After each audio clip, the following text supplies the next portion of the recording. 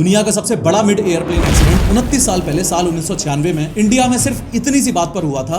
सिर्फ इतनी सी बात कि दोनों में से एक फ्लाइट के पायलट्स को इंग्लिश नहीं आती थी। एटीसी ने पायलट्स को 15,000 फीट पे रहने को बोला था, लेकिन वो 14,000 फीट पे आ गया, जहां ऑलरेडी एक प्लेन मौजूद था। दोनों एरोप्लेन्स का एक्सीडेंट हो गया और बेचारे 349 लोगों ने अपनी जान गंवा दी। प्रोफेसर अफवाह को फॉलो करके 3D एनिमेशन की मदद से इस बात को समझो कि जिस फ्लाइट की कोई गलती नहीं थी उसमें 312 लोग मौजूद थे और वो फ्लाइट दिल्ली से सऊदी अरेबिया जा रही थी। और दूसरी फ्लाइट जिसकी गलती थी वो एक प्राइवेट प्लेन टाइप था, उसमें सिर्फ 37 लोग मौजूद थे और वो फ्लाइट कजाकिस्तान से दिल्ली आ रही थी। 12 नवंबर को शाम के लगभग 6:30 बजे की बात है। दिल्ली एटीसी ने दोनों फ्लाइट्स के पायलट्स को इंस्ट्रक्शंस दिए कि सऊदी फ्लाइट वालों तुम सुन लो, तुम्हें 14,000 फीट पे रहना है, और कजाकिस्तान फ्लाइट वालों तुम सुन लो, तुम्हें 15,000 फीट पे ही रहना है। एविएशन के रूल्स के हिसाब से जब सेम एयरवे पे अपोजिट डायरेक्शन में दो प्लेन्स आ रहे हो तो उनके एल्टीट्यूड में मिनिमम 1000 फीट का डिफरेंस होना जरूरी है, और एटीसी ने ऐसा ही किया। लेकिन कजाकिस्तान वाली फ्लाइट के पायलट्स को एटीसी की इंग्लिश रिपोर्टेडली नहीं चमकी। उन्होंने एक रेडियो ऑपरेटर रखा हुआ था जो इंग्लिश से रशियन लैंग्वेज में एटीसी की बातें ट्रांसफर कर रहा था। कहीं ना कहीं मिसअंडरस्टैंडिंग हुई। कजाकिस्तान के पायलट्स अपनी फ्लाइट को 14,000 फीट पर नीचे ले आए और सऊदी अरेबिया जाने वाली फ्लाइट जिसने अभी अभी टेक ऑफ किया था